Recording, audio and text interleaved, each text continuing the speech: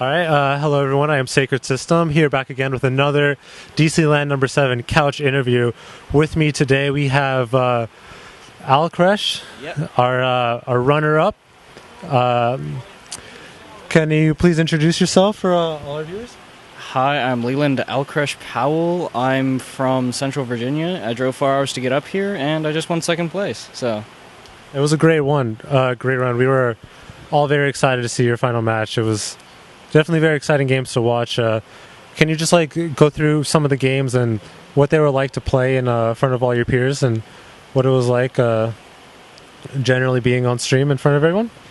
Games 1 and 3 were very frustrating because they were 2 racks, especially the first game because I could not find the proxy racks. Yeah. And I couldn't decide between roaches and banelings. In the first game, roaches were the right idea, but banelings were the right idea in the third one. And the only reason I feel I lost the first game was because he snuck 4 Helions out, which did a lot of damage to my drones.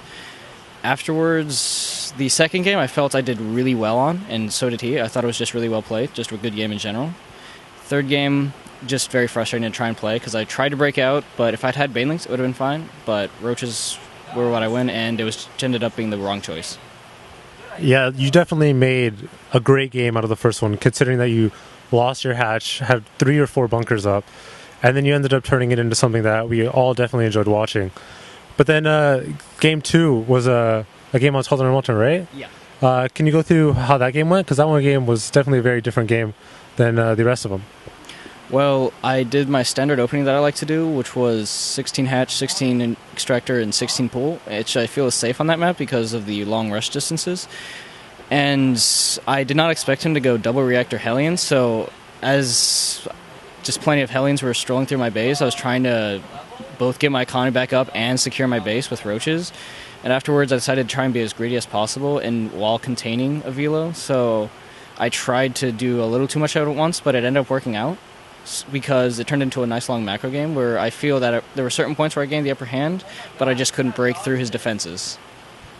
Is it frustrating to play against a player who essentially builds more turrets than you have Mutalisks? It's frustrating when I have nothing but Mutalisks at the time to use. Like, if I'm very stuck on a Mutalisk tech path, like I don't have Banelings, I only have Lings and Mutalisks, then yes, it's very frustrating. But otherwise, I just see that they have a lot of turrets, and then I switch into another tech path. Okay, now one of the great stories within this LAN is the amount of very talented young players we have here.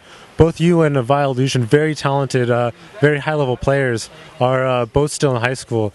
Can you kind of describe what it's like, being such a young player, but being, end up coming up very high in the tournament results? It's very exciting because I know it's very rare for young people like me to be so well placed in a tournament, but it's at the same time, it's kind of difficult to do so well because it's difficult to manage both high school and I'm sure it's the same as being in college, but it's just very difficult. But another bright side is you have plenty more time to get to a higher level than those older players. So now, being that you're so young, do you have any immediate or long-term plans for the future, like going pro, or do you just want to try to play casually and develop your skill as much as you can? I'd like to go pro if possible, but I highly doubt that would happen. I'm probably just going to go to college and end up playing a lot of StarCraft in college. Any particular college that you are interested in? George Mason. Yeah, that's what I'm talking about. George Mason being one of the most baller of CSL schools out there. That's what I've been told. Definitely. Now, one of the great traditions that we have here in DC is after all of our lands, we go out to Korean barbecue. Already going. Oh, you're going? Yeah. What are you looking forward to the most? I have never been to a Korean barbecue. Oh, really? I'm just looking forward to it in general. Have you ever had kimchi? No. Do you think you'll like it? We'll see. Hopefully. Do you think we could film you trying to eat it for the first time? Sure, why not? Sounds like fun. It's definitely something that it's very hard to get used to for a lot of people. It's very different than what a lot of people eat. Yeah.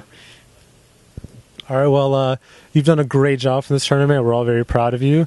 We all look forward to seeing more of you in the future. So with that being said, would you like to give any shout-outs or plugins, for your stream or something like that? Well, I don't stream, but I'd like to give a shout-out to VG Onfield, who's my Protoss practice partner, and then to JC Papirod, because he is just my best friend, and he's been really supportive whenever I try and play StarCraft, and he's basically a bear, so... All right, great. Thank you. This has been Sacred System with Alkresh here at DCLAN number 7. Thank you for viewing.